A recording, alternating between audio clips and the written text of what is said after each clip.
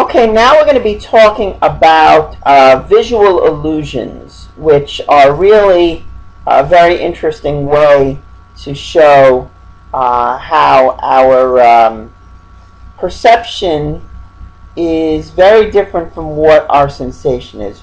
Remember, when we are the process of sensation, when you are receiving stimuli from the environment, through the process of transduction, it's sent to the messages are sent through the nervous system to our brains, and our brains process the information that we are receiving and essentially tell us what we are seeing, hearing, smelling, feeling, and tasting. Now, when it comes to visual illusions, these illustrate how sometimes what we are perceiving is quite different from what we are actually seeing or sensing. So, for example, if you take a look at this line from A, B, and C, if you look at this line, it looks like lines AB and BC are the same length, but it turns out that they are different lengths. And if you were to if you were to print it out and measure it, I think you'll be surprised by what you see. So here are some examples. This website here shows some interesting visual illusions. So let's open it up and see.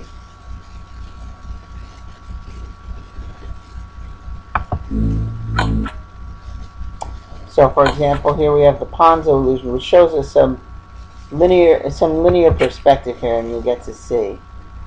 It looks like this blue rectangle is much larger than this blue rectangle, but if you pass it up, you will see it is the same size. These lines over here simulating a railroad tracks going out into the distance makes this object appear to be far away. Objects that are further away, you know, we see them as larger than they actually are. And that's that illusion. Now, the illusion you just saw on the slide was the Muller-Lyer illusion. It looks like this is longer, this line is longer than this one. But if you put it up together, you will see they are exactly the same length.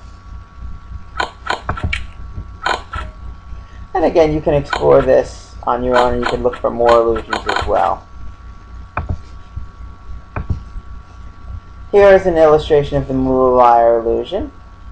If you see this line over here and this line over here, they are the same length. Even though this looks like the back wall all the way from floor to ceiling, this is just the ticket window going up a little bit over here. But really, they are the same line. But again, we perceive this as further away in the distance, so anything further away we perceive as larger than the image that they are projecting. Here's another, this is an illustration basically of some of the feature detectors we've got in our brain. Essentially, you see this, an illusory contour. We see this line. This line does not really exist, but we see this here. And this is essentially our brain telling us, hey, there's a line between these two things over here, and we see that, but there really isn't. So this is our brain essentially telling us, hey, there's an edge there, there's a border there. And you know, so we have those specific neurons essentially that are telling us this.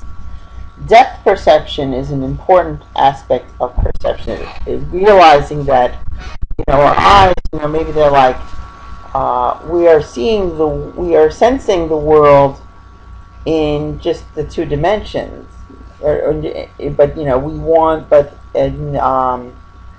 but we nevertheless perceive the world in three dimensions. You know, so we need to be able to judge height, and so.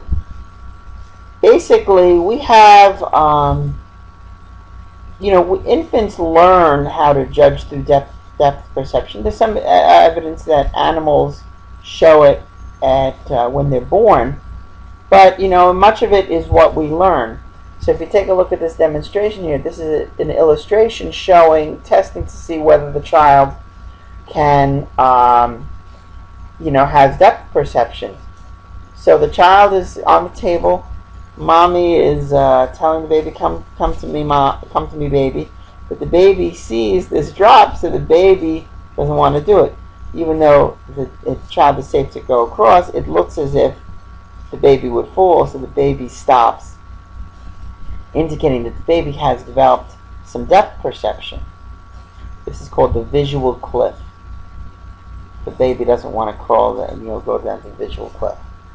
Now here is an artist playing around with our views of 3 dimensions here. And this is another one of the M.C. Escher's work, playing around with our perception. And if you and you're looking at this picture, you can see all sorts of strange things in this strange 3-dimensional world. Now, in terms of how we are able to see distance and judge distance, we have 2 binocular cues. Binocular means cues from using both eyes. So essentially what happens is, remember, we have the right visual field and the left visual field that are processed in both the left eye and the right eye. And our brain puts these images together from the 2 eyes. But how come we don't see double? If we have 2 eyes that are seeing the world, in fact, if you close one eye, you still see what's in front of you. How come we don't see 2 images? How come we see 1? Well, the brain puts it all together, but the brain uses cues from 2 eyes that allow us to give an accurate picture of what it is we're trying to see. So the brain is constructing those 3 dimensions from the 2-dimensional images that are projected on our retinas. One way in which it's done is called convergence, meaning that our eyes tend to move toward each other as we focus on objects that are up close. When objects are far away, we kind of look at them more or less, with our eyes straight ahead.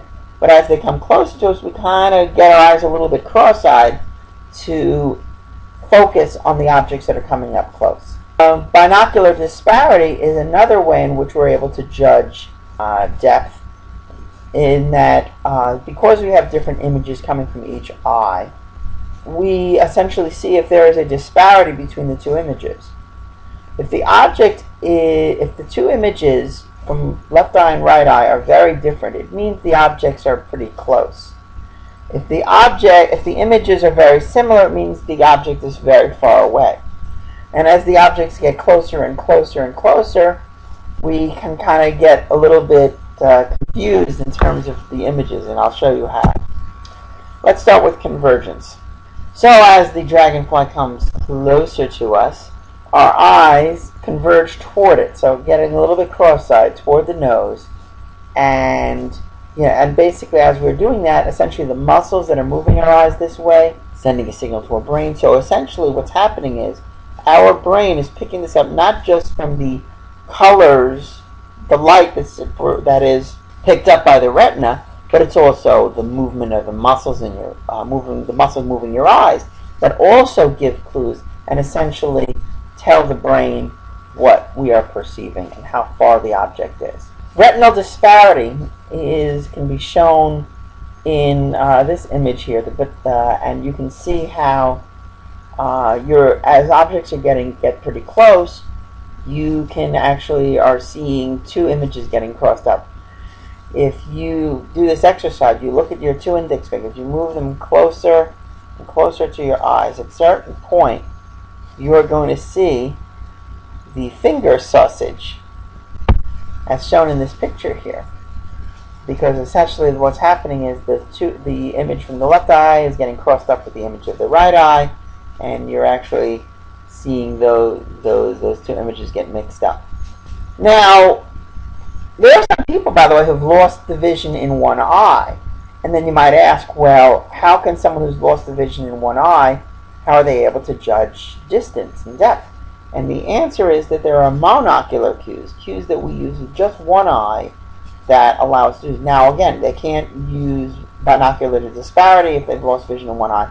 Can't use convergence if you've lost vision in one eye, but you nevertheless can use many different monocular cues, one-eye cues, that allow us to see how far away objects are.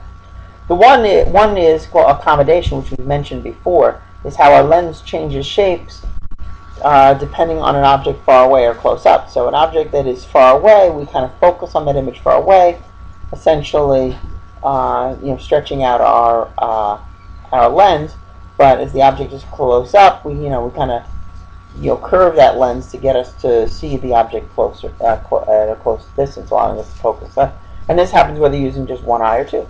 So here are some examples of monocular cues that can be shown in like pictures, for example, that artists need to know this when they are drawing, so they can draw a picture that appears to be in 3 dimensions.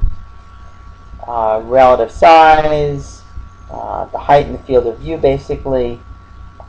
Objects that are higher in the field of view we perceive as far away. Linear perspective, remember how we see straight, parallel lines.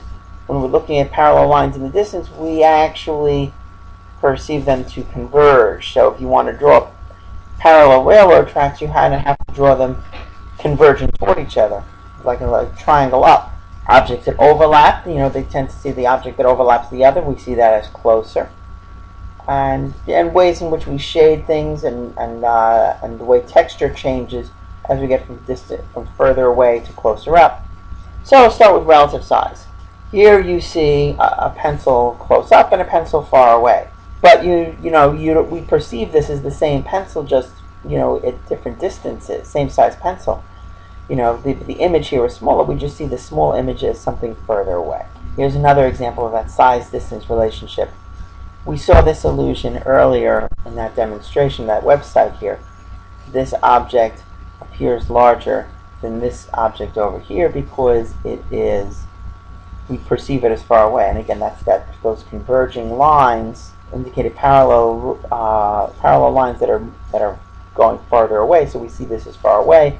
So this image is perceived to be larger than this one. Over here, we see a giant monster chasing a little monster.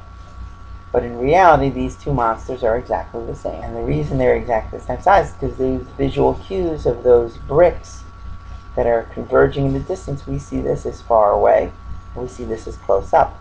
We also see this as higher in the picture. Remember what I said, height in the field of view. The higher it is, the further away it appears. So, in those two cues, allowing this monster to appear much bigger than this one. Here's another interesting picture that seems a little strange. How is it that we have this giant girl over here and this tiny girl over here, and now they switch places? Now this girl is tiny and this girl is huge. Well, how is it possible? How is it possible that they've changed size? Well, they haven't changed size, but this room is not what it appears to be. This is called an Ames room. And you see these rectangular windows here? Well, they're not really rectangles.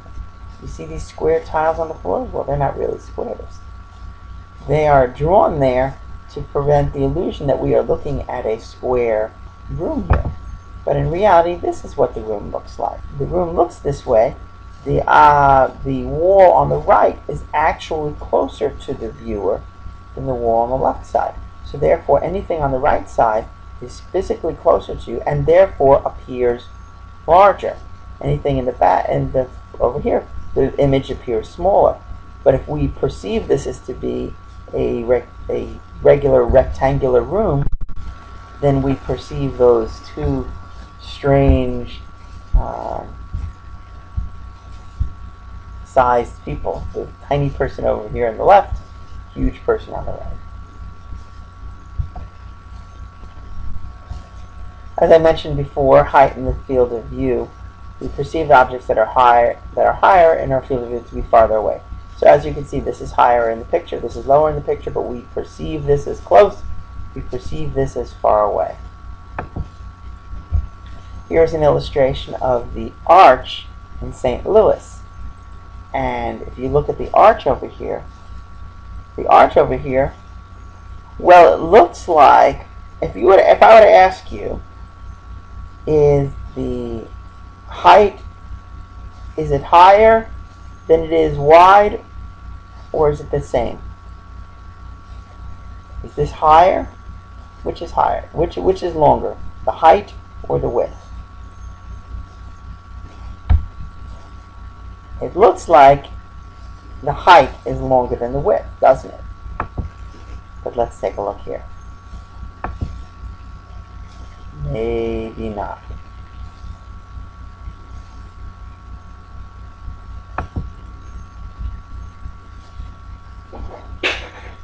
Linear perspective, again, as you see the parallel lines going further, we see these lines as parallel, but they're parallel tracks, but we see this as far away. Overlap, you see this king of clubs as closer to us than the king of spades because it occludes, it blocks the other. And so the overlap, we see that the object that overlaps, we see it as closer to us. And here's an interesting illustration of overlap that looks a little bit like a strange picture, doesn't it? Something's wrong with this lady riding a horse. She is somehow behind the tree and in front of the tree at the same time.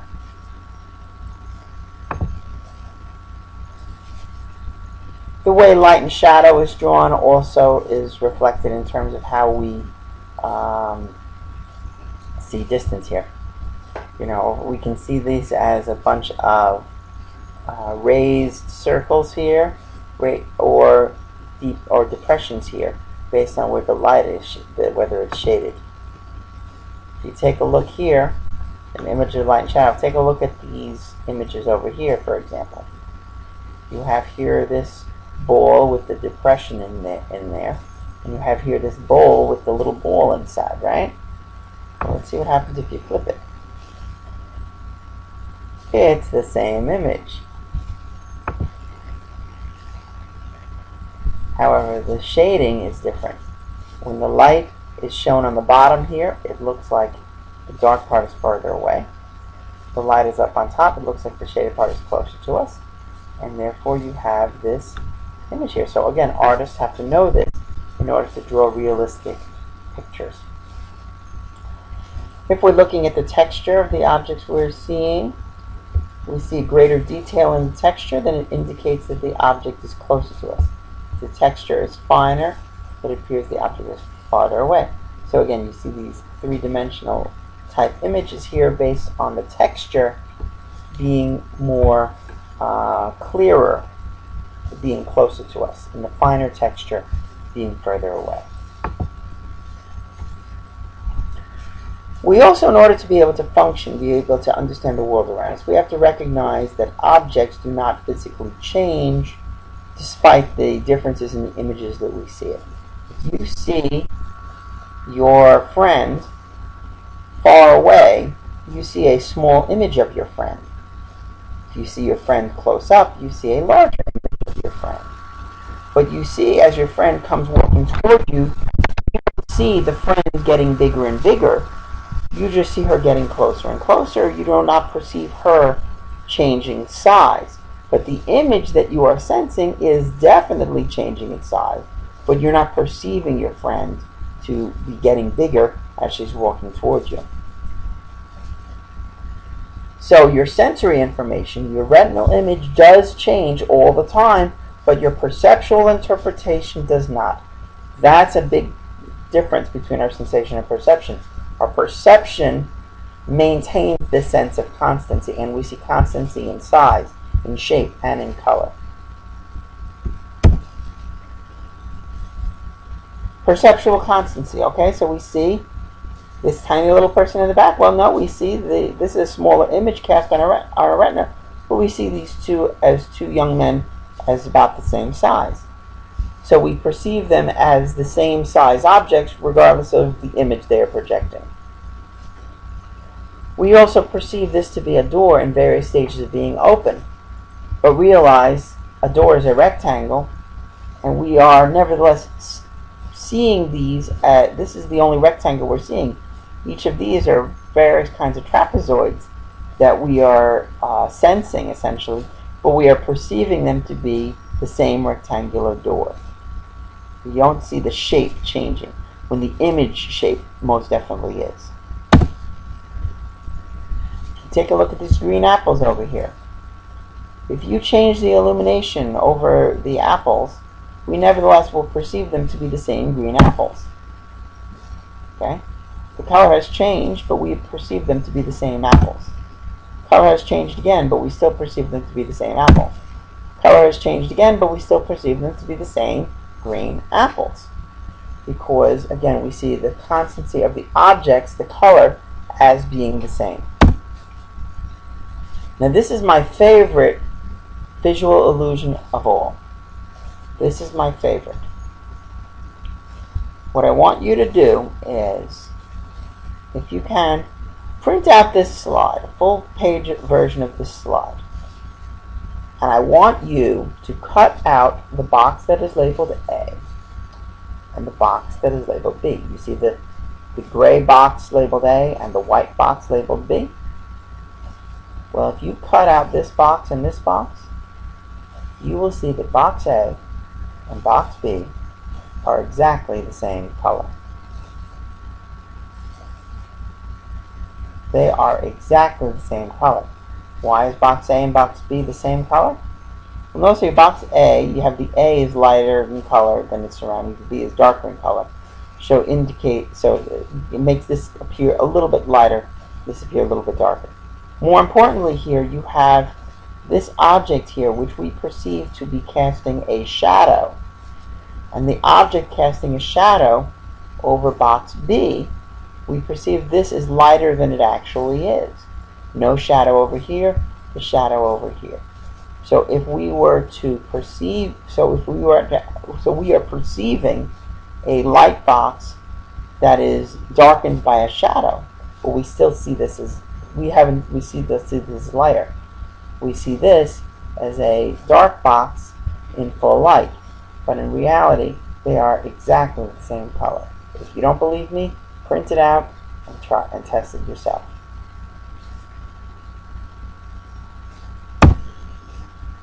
Ta-ha! Here they are. Box A, box B. So anyway, to close up our discussion of sensation and perception, realize that the way we see, hear, smell, feel, and taste the world around us is probably a little bit more complex than we might have originally thought. We don't always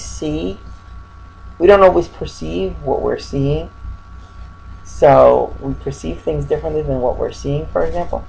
But it's important for us to protect our vision, our hearing, get a good diet and exercise, make sure that, and also be able to expose ourselves to all different kinds of sensations, keep them in practice.